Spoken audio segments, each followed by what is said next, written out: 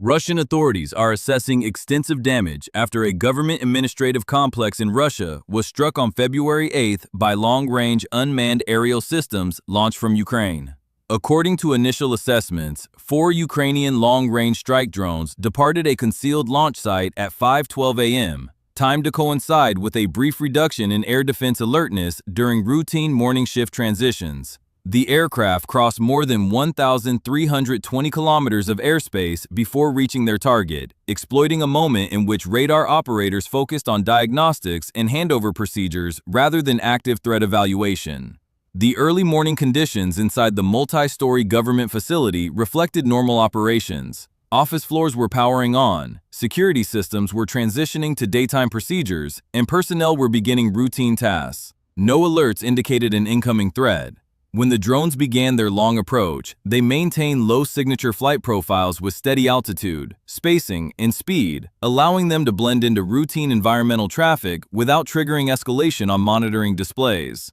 The strike occurred after a complex sequence of deception and suppression actions designed to dilute Russian readiness across the region. A large decoy swarm of 31 UJ-22 drones was launched along a northern corridor unrelated to the real objective, prompting air defense systems to expend high-value interceptors. Russian units responded with Buk M3 and Pantsir S1 systems, firing missiles collectively valued at more than $40 million. Although the drones were destroyed, the engagement drained stocks, reduced readiness, and narrowed radar focus during critical minutes. By the time the 4 AN-196 Lyuty strike drones reached the weakened coverage zone, air defense units were reloading, repositioning, or entering passive monitoring modes. At 1:47 p.m., 3 surviving aircraft descended to terminal altitude and struck designated floors within the upper, mid, and adjacent sectors of the administrative complex. Structural damage surpassed $120 million. Multiple levels collapsed internally, electrical systems failed, and the building was forced out of operation for an estimated 6 to 8 months. Authorities later acknowledged that while only one structure was physically hit, the disruption extended far beyond the immediate blast zone. Emergency reinforcement of surrounding government facilities, redistribution of air defense assets, and heightened operational posture introduced new and recurring costs. The event demonstrated the vulnerability of rear area infrastructure and revealed how timing, cost asymmetry, and sustained pressure can degrade defensive capacity long before the actual strike occurs. The core of the operation unfolded through a prolonged, multi-phase sequence that began hours before the strike reached the targeted building. After the initial launch at 5:12 a.m., Ukrainian planners introduced a large decoy phase involving 31 UJ-22 drones directed along a northern route with no relation to the eventual impact location. Their altitude and speed remained deliberately stable, offering Russian radar operators a clear but misleading picture of incoming threats. Classification procedures were executed rapidly, prompting an authorization for engagement. Buk M3 systems launched 12 surface-to-air missiles at a cost of approximately $1.6 million per unit, while Pantsir S1 batteries fired 9 interceptors valued at around $74,000 each. Guns were used briefly before the targets climbed beyond effective range. The decoy drones were destroyed, but the response consumed high-value ammunition and forced crews into extended alert cycles. As recovery procedures began at 5:29 a.m., Russian batteries entered reload phases lasting up to 34 minutes. During this interval, launch rails were empty, radar shifted to passive monitoring, and Pantsir units retained less than 25% of their available interceptor stocks. Attention across command nodes turned toward ammunition counts, damage reports, and equipment resets. Defensive coverage remained present, but reaction times increased beyond doctrinal thresholds. Monitoring gaps formed along secondary corridors as operators prioritized replenishment and internal reporting. At 5:36 a.m., the next phase commenced, when 4 AN-196 Lyuty drones entered the thinned air defense zone. Their flight altitude, roughly 480 feet, remained below the engagement envelope of long-range systems. Airspeed averaged 172 kilometers per hour, optimized for endurance rather than speed, while rear-mounted engines reduced infrared exposure. Each drone relied on autonomous onboard navigation, transmitting only brief data bursts every 20 minutes to avoid detection. As they continued beyond the degraded coverage area, their profiles blended into background radar clutter. Tracking interruptions occurred, but were filtered out automatically as low-priority anomalies. Russian aerial patrols were later deployed. At 6:53 a.m., two Su-35 fighters conducted wide-area sweeps based on precautionary doctrine. Their radars, designed to detect fast and high-contrast targets, struggled to identify the low-speed, low-altitude Liuti drones. Brief contacts appeared and disappeared without meeting engagement thresholds. Visual searches via targeting pods produced no confirmation. Meanwhile, the drones executed a pre-planned descent that placed them below the radar horizon at the moment of closest approach. After several passes, fighter crews logged the returns as false tracks and returned to base, unaware the drones had already passed the interception zone. Electronic warfare units activated Pole 21 jamming systems at 12:41 p.m., creating a wide corridor of GPS interference ahead of the projected drone path.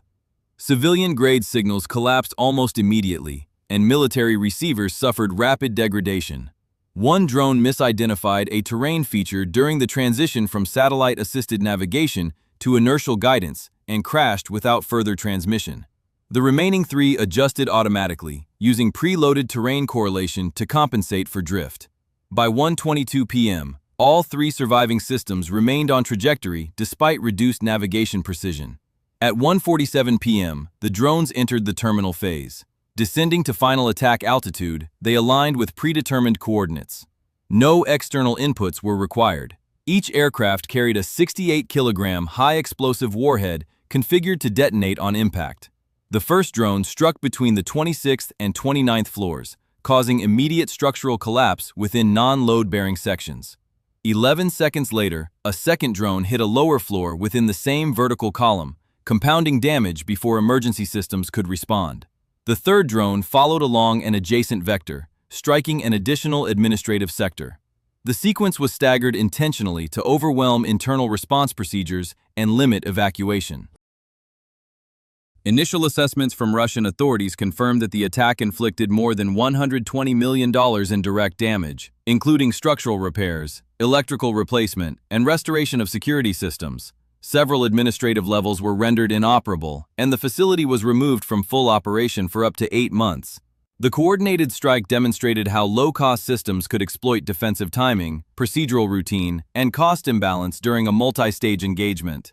Following the strike, Russian authorities initiated a broad assessment of the wider consequences, extending beyond the damaged administrative complex. The immediate financial impact of the defensive response was substantial.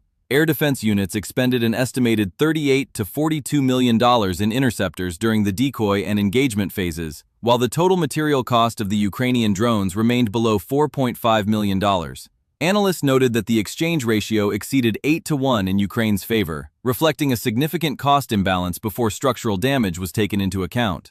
The strike resulted in more than $120 million in direct repair expenses, including reconstruction of the affected floors, replacement of destroyed electrical systems, and restoration of damaged security infrastructure. With the building expected to remain out of operation for 6 to 8 months, administrative functions were forced to relocate, creating additional logistical burden. Secondary effects spread across multiple regions as Russian forces redeployed short-range air defense systems and electronic warfare units to bolster protection around other government sites. These measures reduced coverage in previously secure areas and increased operational strain. Sustained high readiness postures increased fuel consumption, maintenance demands, and personnel workloads. Analysts estimated that these expanded readiness requirements added several $million in recurring monthly costs. Longer-term pressures included hardened facility upgrades, the construction of redundant command spaces, and expansion of surveillance networks, all contributing to a rising budgetary footprint. The incident also prompted a strategic reassessment of rear area vulnerability. Locations previously categorized as administrative or low priority became recognized as potential targets. Russian planners were forced to integrate additional layers of air defense and early warning systems into sectors not previously treated as high risk. This shift affected resource distribution, as protecting interior regions required diverting assets from frontline and regional coverage. Beyond the attack on the government building, similar patterns were observed during subsequent Ukrainian long-range strikes across the region, including operations around the logistics hub of Belgorod.